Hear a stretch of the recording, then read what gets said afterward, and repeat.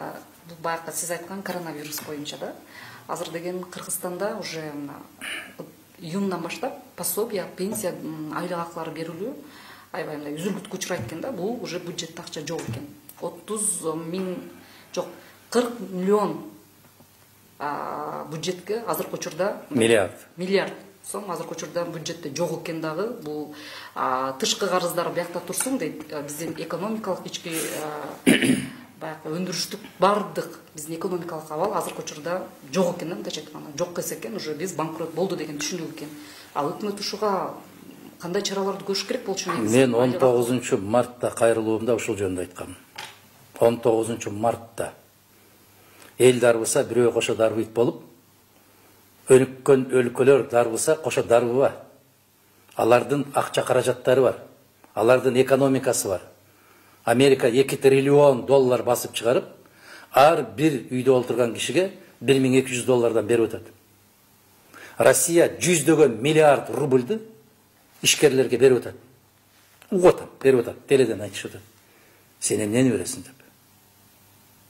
Ачкалык бул сенин бир тууган эжең эмес, же бир тууган иниң эмес. Ал келгенде бир тууганга карабай калат. Мына Евразиялык экономикалык биримдиктебиз деген азаматтар өзүнүн буудайларын сыртка чыгарууга тыюу салуу чечимин кабыл алышты.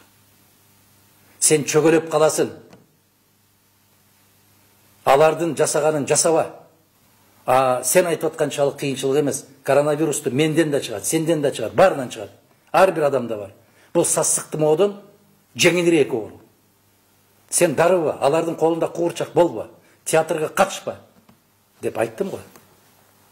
Эмне жыйынтык чыгарышты? Чыгара алган жок. Эмне үчүн? Себеп ошол дүйнөлүк баягы ааламдаштыруу оюнуна катышабыз, силерге момчу акча беребиз. Келген акча мына 400 миллион доллардын тегерегинде. Натыйжада эмне болот? Анын дагы жарымын өздөрү жейт, бөлгөн уюмдар. Эл аралык валюта фонду, дүйнөлүк банк бүтүндөй келген бизге бөлгөн акчасын коррупциялаштырып өздөрү жейт. Эмне үчүн 4 гана мамлекетке бөлүп атат? 3 Африка өлкөсүнө, 1 Кыргызстанга. Коррупцияланган өлкөлөрдө ошол акчаны бөлүп алганга ыңгайлуу. Түшүндүңүзбү? Маселенин мааниси ушунда жатат.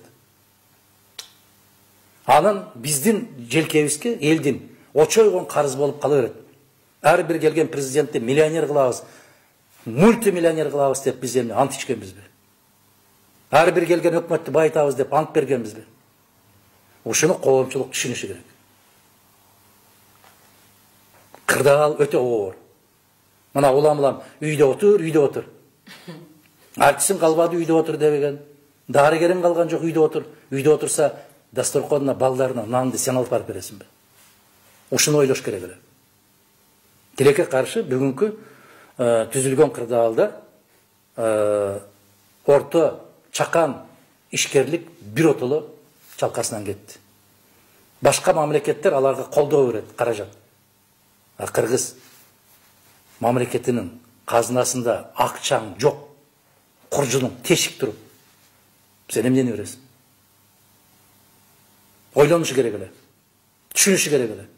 Биз экономикабызды токтотпостон кете беришибиз керек эле. Мен дагы бир жолу айтам. Бирөө дарбыса кошо дарбыбай, мээни иштетиш керек эле.